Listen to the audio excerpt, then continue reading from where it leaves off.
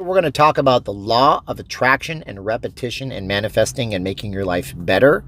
Why, if you're not doing things over and over in the right way, you're really missing out. This is a reply to one of the comments on my channel, so stay tuned for this real good video. Look at the comment, but before we do that, just a few things I have to go over. Subscribe to this channel. I do videos all the time, and I'm trying to expand this channel to make it one of the biggest channels on self-help on YouTube, because I'll get better along the journey, and so will you.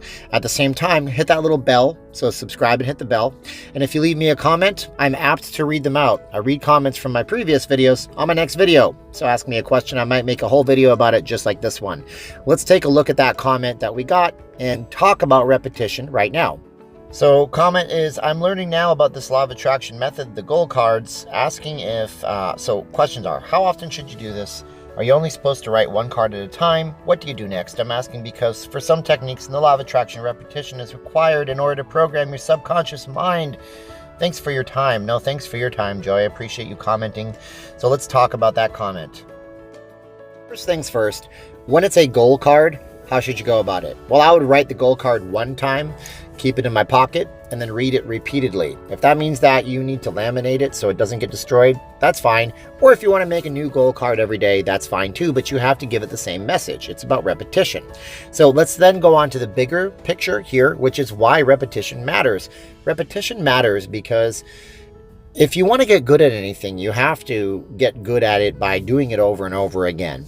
Our brain and our muscles and our fibers and our cells and our body are nothing more than a bunch of electrical impulses. There was a very interesting experiment that a scientist did in the United Kingdom many years ago. And in this experiment, he literally hooked his nerve endings up to a computer, did different things like poked himself with a pin, put fire on his arm and his fingers, recorded the electrical signals, and then fed him into his wife's arm and his wife's central nervous system. And without having the same activities, she felt the sensations. So we know that the body is nothing more than a bunch of electrical signals that are sent from place to place. With that, when it comes to doing things like learning, and when it comes to things like remembering and believing in something and manifesting things in this case, yes, your body is just a bunch of electrical signals. So you have to go ahead and reinforce the reality that you want to create over and over again. And in this case, the reality you want to create is whatever you put down on your goal card or whatever you're trying to manifest. That's why these whole 55 by 5s and all these different little things to manifest, they work really well because you are doing something over and over that the conscious mind is aware of, and that sends a signal to the subconscious mind, which creates the action for the body to adhere to. So you have to do things over and over and over again. Gosh, if you went to the gym one time and you did 100 bicep curls in a row, you wouldn't do much, but be sore the next day, of course. But if you did that over and over again, your body would learn to train itself and grow the muscle fibers bigger, and before you know it, you'd be fit, the fat would burn, the muscle would grow, and you'd be in better shape. And that's just the way that the body works. So the brain is no different.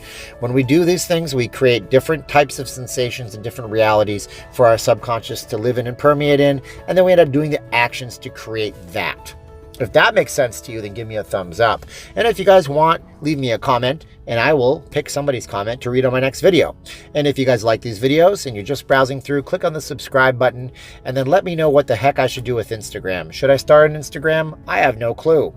Somebody said I should. He knows a lot about Instagram. So we'll see if I should be on Instagram. You tell me. Talk to you guys later. I said Instagram a lot.